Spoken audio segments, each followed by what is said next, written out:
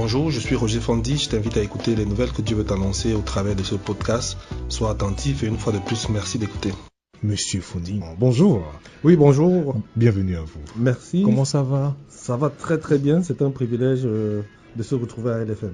Écoutez, c'est un privilège, rassurez-vous, c'est partagé à chaque fois qu'on a la chance de vous avoir. Ma foi, on est plutôt heureux. Qu'est-ce qu'un homme de valeur? Il faut bien déjà savoir. Comment peut-on définir un homme de valeur? Au niveau des gens, c'est un homme. Je crois que dans la société, tu as déjà entendu quelqu'un dire « ça c'est un homme ». Oui. C'est pas uniquement parce qu'il est du genre masculin, mais parce qu'en plus de ça, il a quelque chose que les autres n'ont pas. La première chose qu'il peut avoir pour être un homme, c'est de savoir qui il est. Un homme sait qui il est. Il sait qu'il est un homme, il sait qu'il doit se respecter, qu'il a des valeurs, qu'il a des forces, qu'il a des manquements, qu'il a des croyances auxquelles il associe ses valeurs, qu'il a des peurs, il a des espoirs et qu'il a des ambitions. Ça, c'est un homme. Un homme a de la hauteur. Un homme a de la hauteur, il sait quelle est la valeur qu'il incarne, donc il sait ce qu'il vaut, il sait ce qu'il peut, il sait où il faut se soumettre, il sait où il faut soumettre, c'est ça un homme. Est-ce qu'on est homme de valeur ou alors on le devient? On le devient. On devient un homme de valeur. On est de sexe masculin. On parle de ceux qui, étant nés du genre masculin, ont décidé de développer en eux tout ce qu'il y a comme potentiel qu'un homme doit développer. Et c'est pas inutile de dire aussi que beaucoup ne le font pas parce qu'ils ne savent même pas que c'est faisable. Ils croient que la masculinité, la virilité est quelque chose d'inné et que bon, ça va venir à un moment, et puis après ils ont 50 ans, c'est toujours pas arrivé, ils prennent la retraite, la virilité, la masculinité n'est toujours pas arrivée parce qu'ils ne savent pas que c'est un process qu'ils doivent lancer eux-mêmes. Un homme de valeur est-il forcément un mari? Non, un homme de valeur peut devenir un mari. Ce qui est certain, c'est le contraire qu'il faut essayer de voir. Un mari de valeur est forcément un homme de valeur au préalable pour développer dans le mariage les attributs, valeurs qu'il faut pour le mariage. Mais un homme de valeur peut bien être un célibataire. Nous ne disons pas que c'est quand on est marié qu'on devient un homme de valeur. Mais il a déjà de la valeur au moment où il arrive dans le mariage. Et le choix même de sa future épouse démontre qu'il a de la valeur. Parce qu'il ne se trompe pas. Il fait un choix qui montre bien à quelle valeur il croit, quelles sont ses ambitions. On peut le lire dans le choix qu'il fait. Et il ne peut pas incarner ses valeurs positives sans se reproduire. C'est-à-dire reproduire d'autres hommes de valeur. Et c'est même ça l'une des grandes missions d'un homme de valeur. Mais je vais quand même, pendant qu'on y est de vous à moi, ça va être quoi les critères qui permettent de définir, de dire de cet homme que c'est un homme de valeur? S'il y en avait. Il y en a beaucoup. Il y en a beaucoup. L'un des critères élémentaires, c'est-à-dire l'un des critères les plus basiques, c'est qu'il prend ses responsabilités. Beaucoup d'hommes dans notre société aujourd'hui assument leurs responsabilités, mais ils ne les prennent pas. Donc ils attendent que tout se gâte pour pouvoir décider. Il est courageux.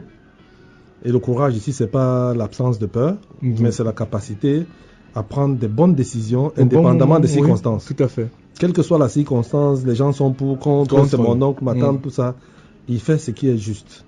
Ça, c'est les deux principales choses. Et puis, si on revient dans les aspects relations avec les autres, c'est un gentleman. Un gentleman, c'est quelqu'un qui connaît ses droits, connaît les droits des autres. Tout à fait.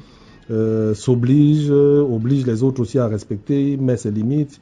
Il est membre d'une famille et il tient compte du fait qu'il est membre d'une famille. Il y en a comme ça beaucoup. Il est endurant, c'est pas quelqu'un qui se décourage au premier coup. L'environnement, là où on a grandi, pourrait avoir une incidence sur la personne qu'on devient. Les valeurs, justement, on ne va pas souvent les chercher loin, si ce n'est dans le milieu où on grandit aussi. Oui, bien sûr, l'environnement a une incidence sur nous. C'est pour ça que un homme de valeur va mettre autour de lui un cadre sécurisant dans lequel les enfants peuvent se développer sereinement, sainement et tout. Lui-même, où est-ce qu'il a été élevé, il ne va pas... on dit souvent, il n'est pas responsable de là où il a été élevé, mais il est responsable de ce qu'il devient, de ce qu'il décide de devenir. Parce qu'il y a un moment où un homme doit être capable de faire un check-up. Très bien.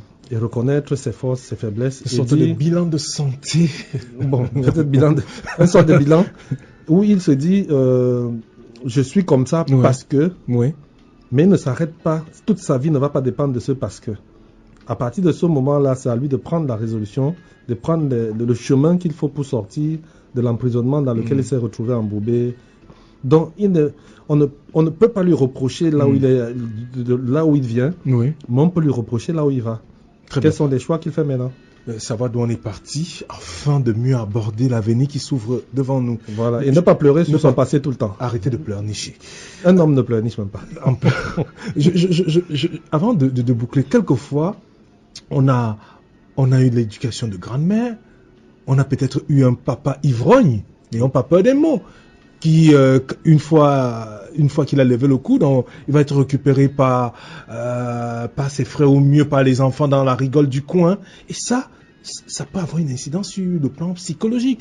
Si je comprends bien, cette conférence, au cours de la conférence, vous allez peut-être donner des astuces aux uns aux autres pour pouvoir surmonter ce genre de choses, parce que nous fréquentons très peu les médecins. On dit souvent chez nous que nous sommes très forts, nous les Noirs, entre guillemets. D'accord. Revenons sur le cas du papa ivrogne et tout. Et rappelons que pour le papa ivrogne, ce qu'il fait peut, au niveau de son fils, apporter deux réactions possibles. Lesquelles? Soit ça abat le fils. Il est détruit. Qui n'avance plus, oui. Il est détruit parce que son père fait. Soit ça crée en lui une révolte pour dire je ferai parce que mon père fait. Très bien. Et l'image de son père ivrogne l'accompagne toute sa vie et l'aide à surmonter ce genre de choses. Donc on a les deux extrêmes.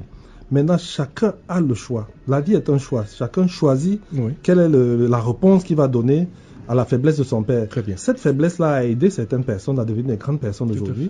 Parce qu'ayant dit je ne ferai pas ça.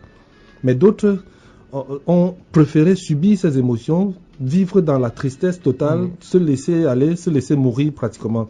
Mais quand ils arrivent à une conférence comme celle-là, on leur permet de voir quel est le choix qu'ils ont fait. Très bien. Par rapport à la manière dont leur père s'est comporté.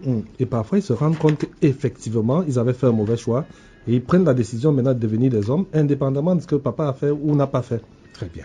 Mais je m'adresse là à tous ceux qui ont traversé des moments difficiles du genre. On a eu un papa soit ivrogne ou un papa violent qui a porté main sur notre maman, et ça, quelquefois, c'est difficile à gérer. Ça peut faire de nous un homme violent, ou alors l'homme le plus doux du monde aussi. Oui. Mais maintenant, tout va dépendre, comme vous l'aviez dit tantôt, du choix qu'on décide de faire de sa vie. De sa vie, oui, tout à fait. Monsieur Roger Foudi, je vous souhaite un excellent moment, surtout un très bon séjour à Douala. Merci, et merci vraiment de l'opportunité qu'il m'a accordée. Vous pouvez poursuivre cette étude en participant à nos conférences, débats et ateliers. Plus d'informations sur notre site internet www.familleacœur.net. N'oubliez pas de visiter notre page Facebook Famille à Cœur.